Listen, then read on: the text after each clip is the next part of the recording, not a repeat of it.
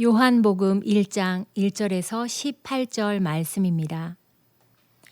태초에 말씀이 계시니라. 이 말씀이 하나님과 함께 계셨으니 이 말씀은 곧 하나님이시니라. 그가 태초에 하나님과 함께 계셨고 만물이 그로 말미암아 지은 바 되었으니 지은 것이 하나도 그가 없이는 된 것이 없느니라. 그 안에 생명이 있었으니 이 생명은 사람들의 빛이라. 빛이 어두움에 빛이 돼 어둠이 깨닫지 못하더라. 하나님께로부터 보내심을 받은 사람이 있으니 그의 이름은 요한이라. 그가 증언하러 왔으니 곧 빛에 대하여 증언하고 모든 사람이 자기로 말미암아 믿게 하려 함이라. 그는 이 빛이 아니요 이 빛에 대하여 증언하러 온 자라. 참 빛 곧 세상에 와서 각 사람에게 비추는 빛이 있었나니 그가 세상에 계셨으며 세상은 그로 말미암아 지은 바 되었으되 세상이 그를 알지 못하였고 자기 땅에 오매 자기 백성이 영접하지 아니하였으나 영접하는 자 곧 그 이름을 믿는 자들에게는 하나님의 자녀가 되는 권세를 주셨으니 이는 혈통으로나 육정으로나 사람의 뜻으로 나지 아니하고 오직 하나님께로부터 난 자들이니라. 말씀이 육신이 되어 우리 가운데 거하심에 우리가 그의 영광을 보니 아버지의 독생자의 영광이요 은혜와 진리가 충만하더라. 요한이 그에 대하여 증언하여 외쳐 이르되 내가 전에 말하기를 내 뒤에 오시는 이가 나보다 앞선 것은 나보다 먼저 계심이라 한 것이 이 사람을 가리킴이라 하니라. 우리가 다 그의 충만한 데서 받으니 은혜 위에 은혜로라. 율법은 모세로 말미암아 주어진 것이요 은혜와 진리는 예수 그리스도로 말미암아 온 것이라. 본래 하나님을 본 사람이 없으되 아버지 품속에 있는 독생하신 하나님이 나타내셨느니라. 아멘. 사랑하는 주님의 교회 성도 여러분, 어제 하루도 은혜 가운데 사과나무 한 그루를 심는 하루 보내셨습니까? 이제 드디어 9월이 되었습니다. 코로나로 또다시 우리 삶이 단순해지면서 시간의 흐름을 따라가기 어려워진 요즘이지만 그럼에도 한 달을 새롭게 시작하게 된다는 것은 늘 가슴 벅차고 설레는 일인 것 같습니다. 특히나 이제 가을의 문턱에 들어서며 여름 장마와 무더위로 지쳤던 우리의 마음에 신선한 바람을 불어넣어 주시고 새 힘을 공급하실 우리 주님의 은총으로 귀하고 복된 하루하루를 보내시는 한 달로 채워주시는 우리 성도님의 삶이 되길 간절히 축원합니다. 오늘부터는 요한복음 말씀을 통해 함께 묵상하고 나누고자 하는데요. 아시는 것처럼 요한복음은 마태, 마가, 누가 복음을 일컫는 공간복음, 같은 관점을 가졌다라고 해서 이야기하는 공간복음과는 다르게 조금은 독특한 형식들이 우리의 눈에 띄게 됩니다. 그것은 요한복음의 배경을 조금 이해하시면 훨씬 쉽게 다가오게 되실 텐데요. 요한복음 역시 복음서입니다. 우리 예수님에 대한 이야기를 전하고 있는 것이죠. 그래서 그 뿌리를 유대와 갈릴리, 팔레스틴에 두고 있지만 이것은 유대 땅에 사는 유대인들을 위한 복음서라기보다 훨씬 더 후대에 핍박으로 흩어진 디아스포라 유대 그리스도인들과 헬라파 그리스도인들을 위해 작성되었다라는 것을 우리는 알 수 있습니다. 헬라 문화에 익숙한 그들에게 예수 그리스도께서 어떠한 분이신지 논리적으로 증언하고 설명하려는 그런 방법들을 통해 우리는 이러한 것을 유추할 수 있는 것이죠. 요한복음의 첫 번째 시간이니 조금은 딱딱하겠지만 요한복음에 대한 소개를 조금 더 드리도록 하겠습니다. 이것은 후에 여러분들이 요한복음을 읽고 묵상하실 때 더 큰 도움이 되실 거라 생각합니다. 요한복음이 공간복음과 차이점이 있다라고 하면 첫 번째로 요한복음은 예수님의 공생애가 주로 예루살렘을 주 무대로 이루어지는 것처럼 보여지는데 공간복음에서는 갈릴리로 사역하시다가 십자가를 지시기 위해 예루살렘으로 내려오시는 모습을 그려내고 있습니다. 두 번째로 요한복음의 주제는 영생이고, 이 영생을 사람들과의 긴 대화 형식을 통해서 드러내고 가르쳐 주시는데, 공관복음의 주제는 하나님의 나라고, 그것을 주로 비유 형태로 우리에게 가르쳐 주십니다. 세 번째로 공관복음은 주로 예수님을 역사적인 인물로서 인성의 예수님을 그려내는 반면에, 요한복음은 예수님의 영광과 신성, 그것에 초점이 더 맞춰져 있는 것이죠. 그래서 초대 교부인 클레멘스는 요한복음을 일컬어 가장 영적인 복음서다라고 이야기하기도 했습니다. 요한복음의 저작 목적은 요한복음 20장 31절에 기록되어 있는데, 그곳에서 이렇게 이야기하고 있습니다. 오직 이것을 기록함은 너희로 예수께서 하나님의 아들 그리스도이심을 믿게 하려 함이요 또 너희로 믿고 그 이름을 힘입어 생명을 얻게 하려 함이니라. 요한복음은 예수님께서 하나님의 아들이시고 또 예수님이 그리스도 구원자이심을 믿게 하려는 것과 그 이름을 통해 생명과 구원과 영생을 얻게 하려고 쓰여진 책입니다. 여러분, 머리가 많이 아프셨죠? 그럼 이제부터 본론으로 들어가 보도록 하겠습니다. 오늘 본문을 함께 보시겠습니다. 오늘 본문은 요한복음의 서문과도 같은 역할을 합니다. 1절부터 5절까지의 말씀을 제가 읽어드리겠습니다. 태초에 말씀이 계시니라. 이 말씀이 하나님과 함께 계셨으니 이 말씀은 곧 하나님이시라. 그가 태초에 하나님과 함께 계셨고 만물이 그로 말미암아 지은 바 되었으니 지은 것이 하나도 그가 없이는 된 것이 없느니라. 그 안에 생명이 있었으니 이 생명은 사람들의 빛이라. 빛이 어두움에 비치되 어두움이 깨닫지 못하더라.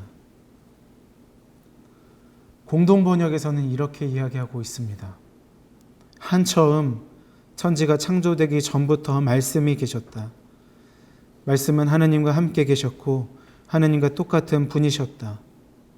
말씀은 한처음 천지가 창조되기 전부터 하나님과 함께 계셨다. 모든 것은 말씀을 통하여 생겨났고 이 말씀 없이 생겨난 것은 하나도 없었다. 생겨난 모든 것이 그에게서 생명을 얻었으며 그 생명은 사람들의 빛이었다. 그 빛이 어둠 속에서 비치고 있었다. 그러나 어둠이 빛을 이겨본 적이 없다. 천지가 창조되기 전부터 하나님과 함께 계신 주님은 말씀으로 천지를 창조하셨고 창조된 모든 것에 생명을 불어넣어 주신 분이십니다. 어둠이 감히 주님을 감당치 못하고 감히 견줄 수도 없는 찬란한 생명의 참빛이 바로 우리 주님 예수 그리스도라는 것을 아주 선언적으로 이야기하고 있는 것입니다.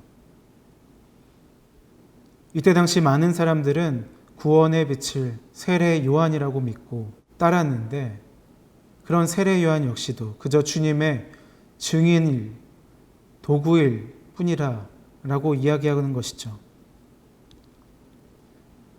그런데 참빛 되신 주님은 자신의 백성들로부터 거부당하게 됩니다. 세상이 그를 알아보지 못하였고 자기의 땅으로 왔으나 자기 백성이 영접하지 않았다라는 말은 후에 일어날 여러 가지 비극들을 암시하는 복선과도 같은 말입니다. 그럼에도 불구하고 우리 주님은 주님을 믿고 영접하는 이들에게 하나님의 자녀가 되는 권세를 주십니다. 앞에서 요한복음 20장 말씀에서 언급하였던 것처럼 영생의 열쇠가 곧 믿음이고, 이 믿음은 온전히 하나님께서 주관하시는 사역입니다. 우리가 우리의 의지로 믿고 믿지 않고 할 수 없는 일이기에 우리의 공로를 조금도 자랑할 수 없는 것이죠. 또 14절 말씀을 함께 보겠습니다. 말씀이 육신이 되어 우리 가운데 거하심에 우리가 그의 영광을 보니 아버지의 독생자의 영광이요 은혜와 진리가 충만하더라. 아멘. 14절에 기록된 말씀이 육신이 되어 우리 가운데 거하셨다 있다라는 표현의 어원을 살펴보면 말씀이신 주님께서 우리 가운데 장막을 치셨다라고도 이야기할 수 있습니다. 사랑하는 여러분, 이 말을 들으시면 어떤 장면이 생각나십니까? 출애굽 시기에 시내산에서 하나님의 언약 백성으로 계약을 맺었을 바로 그때에 주님이 이스라엘 한가운데 들어와 함께 살자며 신방을 차리시지 않았습니까? 그때 그 하나님의 임재의 상징이 바로 무엇입니까? 장막이죠.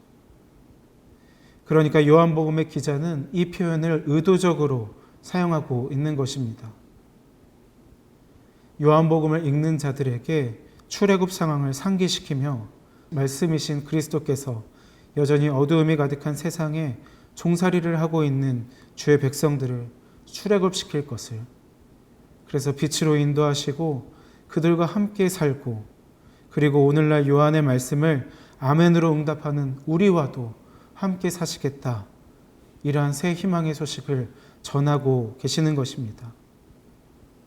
은혜와 진리가 충만한 독생자 예수 그리스도의 약속의 말씀입니다. 사랑하는 여러분, 우리 앞에 펼쳐진 상황이 앞뒤 좌우를 둘러봐도 한치 앞이 보이지 않는 온통 칠흑 같은 어두움이십니까?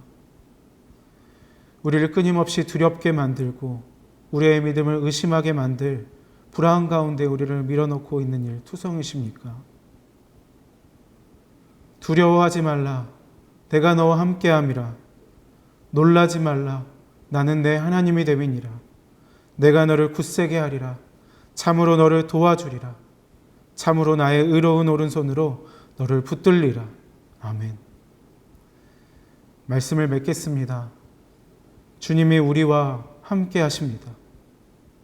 은혜와 진리가 충만한 우리 주님은 여전히 흔들릴 수밖에 없는 우리에게 다가와 우리와 함께 하시려 장막을 치시는 분이십니다. 그러니 여러분, 두려워 마십시오. 겁내지 마십시오. 자기 생명을 걸고 우리를 지키셨던 임마누엘 주님께서 우리를 잠식해 들어오는 이 어두움 가운데에서도 우리를 도우실 것입니다. 끝까지 우리를 놓지 않고 붙드실 것입니다. 주님을 바라보십시오. 나는 내 하나님이 됨이니라 말씀하시는 주님의 음성을 들으십시오. 오늘 하루를 살아가시는 순간순간마다 어두운 우리 상황 가운데 찾아오시고 우리 가운데 장막을 치시는 주님만을 바라보시는 하루가 되길 간절히 소원합니다. 그런 주님의 음성만을 듣고 주님만을 의지하는 귀하고 복된 하루가 되시길 간절히 소원합니다. 이것이 오늘 우리를 향한 하나님 아버지의 뜻입니다.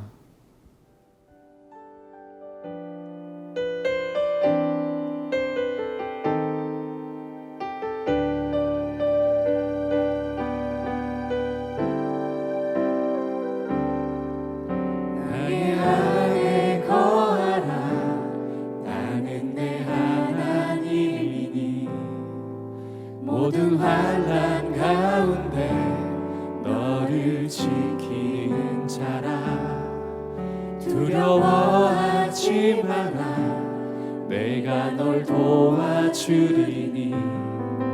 놀라지 마라, 내 손 잡아. 다시 한번 고백하겠습니다. 나의 안에 거하라, 나의 안에 거하라.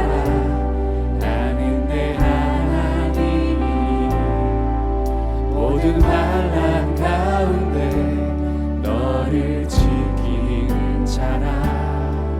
두려워하지 마라, 내가 널 도와주리니. 놀라지 마라, 내 손 잡아주리라. 내가 너를 지명하여 불렀나니 너는 내 것이라.